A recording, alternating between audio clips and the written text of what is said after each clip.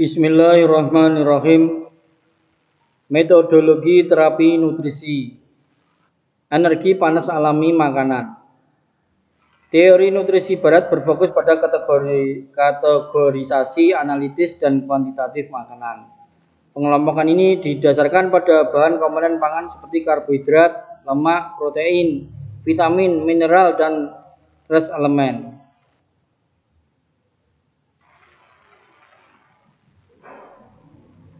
Sedangkan pandangan timur atau TCM di sisi lain mengikuti konsep kualitatif dan holistik dari yin dan yang dan menggambarkan bagaimana sifat termal dan rasa makanan dan jamu mempengaruhi tubuh. Hippocrates dan Hildegard von Bingen menggunakan pendekatan kualitatif serupa yang lebih berorientasi energi. Zaman dahulu Hippocrates juga sudah, tapi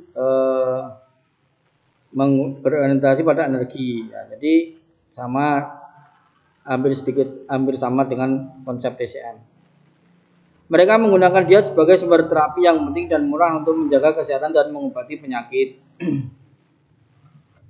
Karena apa? Karena ya murah karena tidak beli obat. Jadi ya menggunakan konsep makanan saja.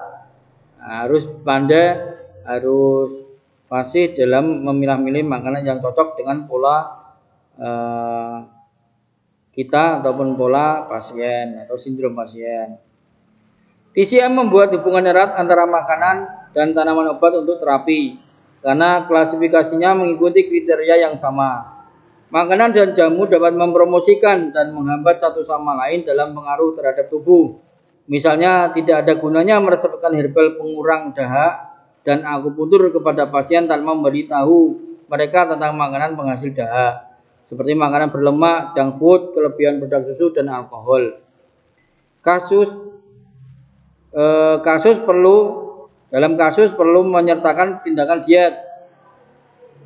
Misalnya makanan yang pengurang dahak seperti buah bir. Makan buah bir agar dahaknya itu berkurang. Jadi selain di akupuntur dan diberi saran nutrisi. Nah, itu yang benar.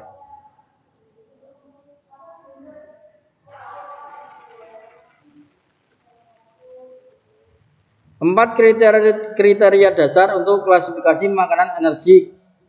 Nah, ada empat kriteria dasar untuk klasifikasi makanan energi.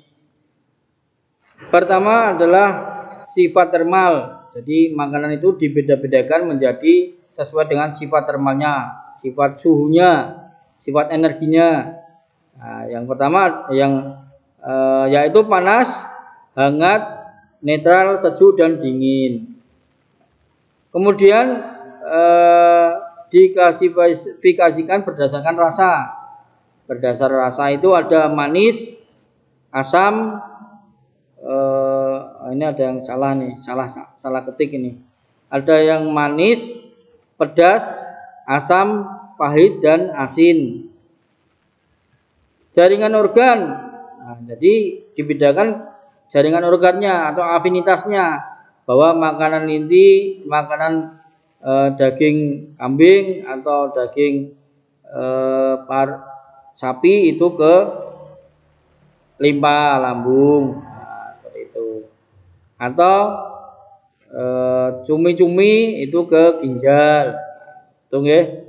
Jadi itu ada bisa diklasifikasikan seperti yang sudah diterangkan.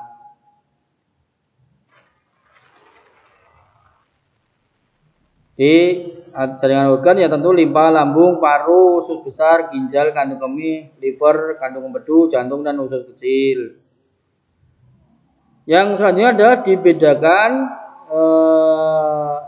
diklasifikasikan, digolongkan sesuai dengan arah gerakan, yaitu gerakannya ke atas, biasanya ini tonik, gerakan mengambang ke bawah dan jatuh. Jadi kalau ke bawah itu biasanya sedasi untuk relaksasi, ke atas itu untuk tonifikasi, untuk penguatan. Di dalam resep klasik, resep senilai 1000 keping emas, Wan Qinfang, tabib Cina terkenal Sun Shi Miao menyatakan Agar tubuh mempertahankan keseimbangan dan keharmonisannya, hanya perlu mengikuti diet yang tepat. Seseorang tidak boleh minum obat dalam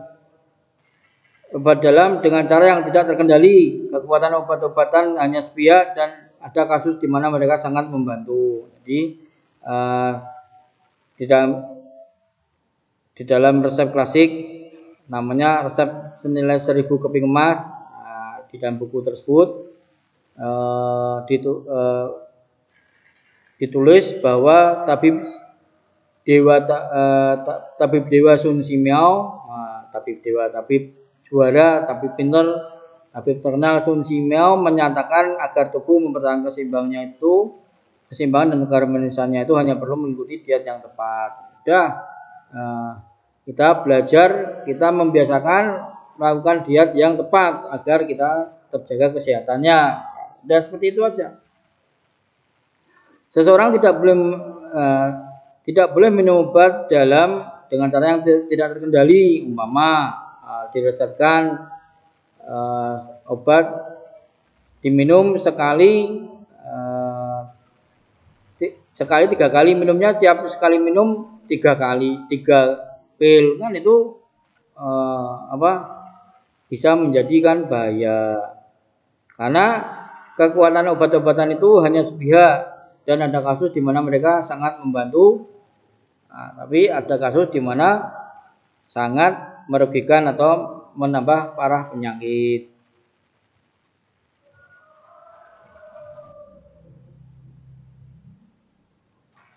Klasifikasi energik menetapkan makanan terutama untuk tempat bidang, sifat termal, rasa, jaringan organ, dan arah gerakan. Ini dirumuskan setelah paradigma berakar pada dasar empiris DCM. Jadi dirumuskan setelah paradigma itu berakar pada pengobatan empiris DCM. Setelah mengenal DCM, kemudian dirumuskan bahwa diklasifikasikan makanan dan minuman itu diklasifikasikan energinya berdasarkan sifat termal, rasa, jaringan organ, dan arah gerakan. Tip: sifat dan rasa termal adalah nilai utama dalam terapi nutrisi Cina. Jadi flavor dan sifat termal flavor atau rasa dan sifat termal sering dikombinasikan untuk menggambarkan rasa dan efeknya pada tubuh. Misalnya manis panas atau asam dingin. Itu nanti ada ya di teorinya. Umumnya pencegahan terapi nutrisi hanya dapat berfokus pada sifat termal dan rasa makanan. Terapi nutrisi yang dirancang untuk menyembuhkan penyakit bagaimanapun perlu didasarkan pada diagnosis yang tepat oleh praktisi TCM dan mempertimbangkan keempat kriteria sifat termal, rasa, jaringan organ, dan arah.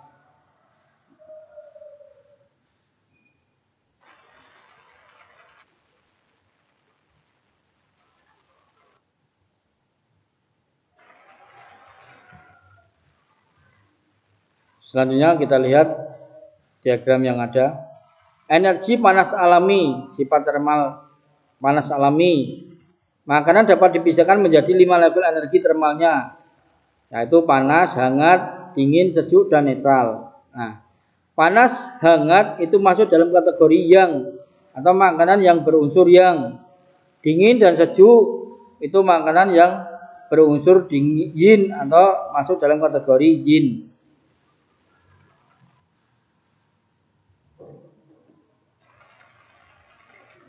Makanan dan energi panas alaminya. Kategori makanan ada sayuran. Nah, sayuran yang dianggap panas itu apa? Alkohol. Yang kategori makanan sayuran ya, alkohol. Kemudian yang dianggap hangat adalah coklat, kopi, anggur merah. Yang netral kosong, yang sejuk air. Yang dingin adalah teh, jus, buah, susu, kedelai, dan yogurt. Untuk bumbu dan pemanis adalah madu itu netral, yang sejuk itu garam dan kecap.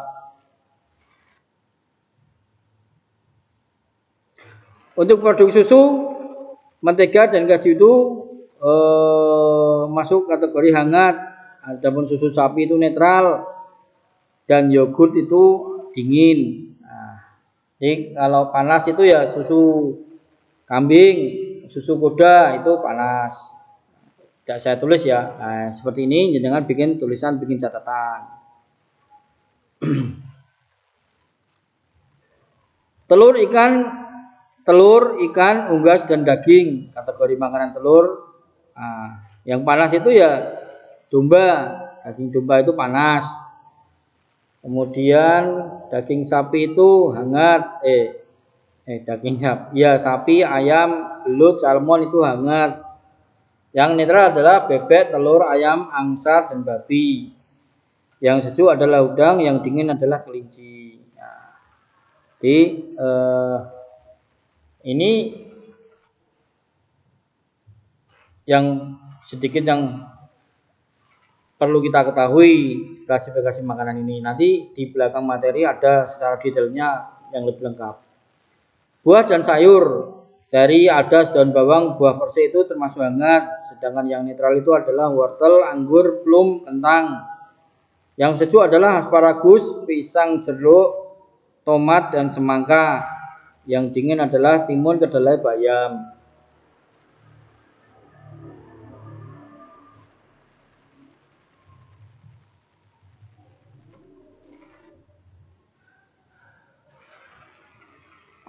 Biji-bijian dan kacang polong, kacang-kacangan, beras, jagung, sereal, kacang itu termasuk netral. Sedangkan yang dingin itu adalah barley, gandum, dan tofu. Herbal dan bumbu, makanan kategori herbal dan bumbu. Yang panas itu adalah cabai, bawang, jahe, merica, paprika. Yang hangat itu adas, kemangi, rosemary. Yang sejuk dandelion, yang dingin tarragon. Tarragon apa? Jangan ketik di Google kalau pengen ngerti tarragon seperti apa. Karena kan ini ditulis oleh orang asing bukunya, jadi yang kemungkinan ada beberapa makanan yang kita tidak tahu karena tidak kita konsumsi di Indonesia. Seperti barley itu kan nggak ada yang makan barley. Sifat thermal energi, klasifikasi yang sama. Klasifikasi yang sama diterapkan pada ramuan obat Cina dan berakar pada tradisi pengobatan Cina selama 3.000 tahun berdasarkan penerapan, pengamatan, pengalaman, dan intuisi. Terlepas dari persiapannya, setiap makanan memiliki sifat termal dasar energi alami yang memiliki efek khusus pada tubuh. Contohnya adalah makanan panas yang penuh dengan semangat seperti lada, cabai, bawang putih, merica itu memiliki efek tengkah, itu memiliki efek menghangatkan tubuh. Makanan dingin seperti tomat, pisang mendinginkan tubuh. Makanan hangat dan dingin memiliki efek yang lebih ringan pada tubuh.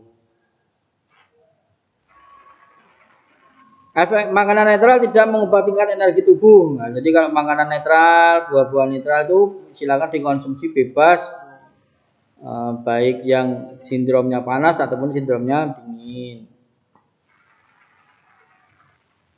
Kualitas termal awalnya memiliki efek umum pada tubuh, mendinginkan dan menghangatkannya. Nah, kalau yang netral itu bisa diminum setiap hari rutin itu malah boleh. Contohnya apa? Nah, contohnya adalah kice atau gokice atau dalam bahasa baratnya itu goji berry. Nah, dalam bahasa perdagangannya goji berry. Itu netral, silakan tiap pagi diminum, dibikin teh, dikucuri air panas itu boleh, bagus. Menjaga darah, menjaga liver dan ginjal. Nah, itu boleh karena netral.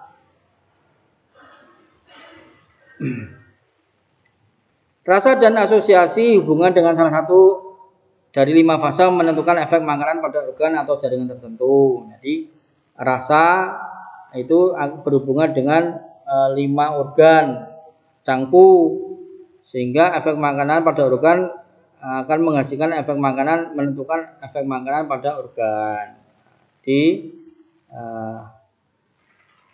Contoh, rasa manis dikaitkan dengan fasa bumi atau unsur bumi dan terutama mempengaruhi organ lambung dan limpa yang sesuai. Ini memiliki yang sesuai mempengaruhi organ limpa dan lambung yang sesuai, atau yang sesuai dibalik-balik boleh sesuai dengan efek, terutama mempengaruhi organ sesuai dengan limpa dan lambung. Ini memiliki efek pemanasan dan pendinginan pada lambung dan limpa tergantung pada sifat termalnya. Teh hadas menghangatkan perut, teh jahe menghangatkan perut, sedangkan pisang memiliki efek pendinginan. Seperti itu.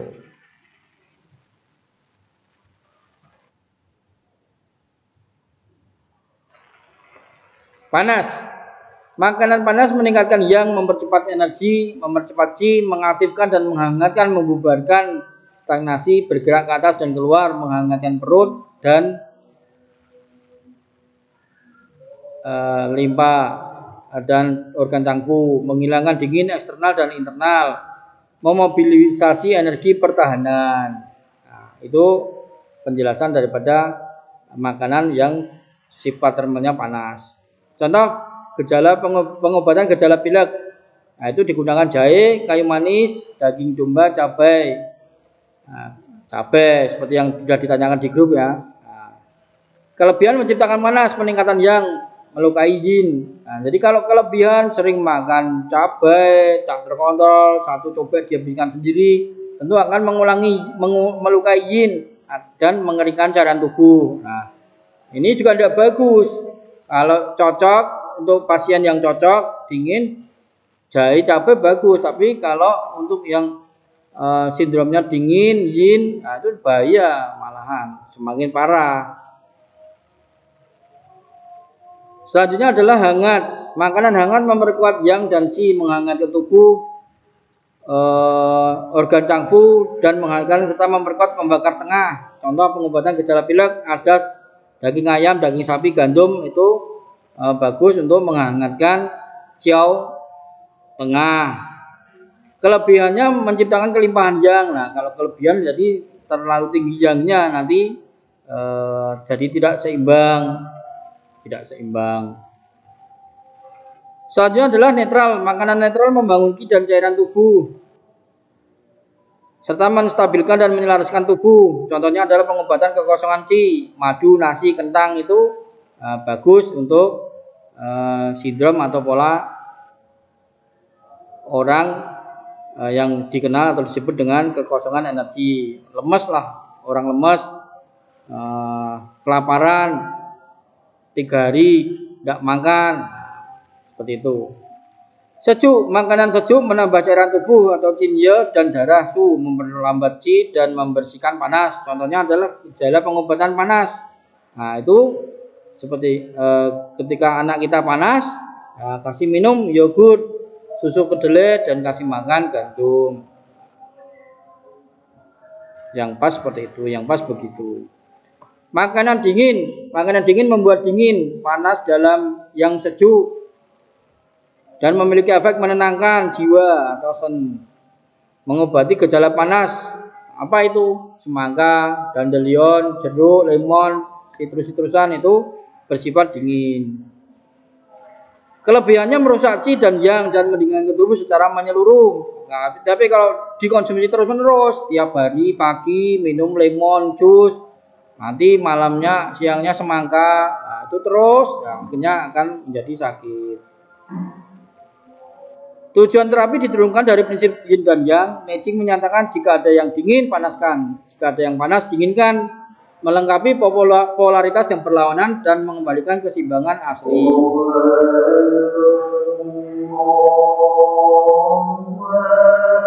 Alhamdulillah, ada suara kumandang-andang. Kita lanjutkan.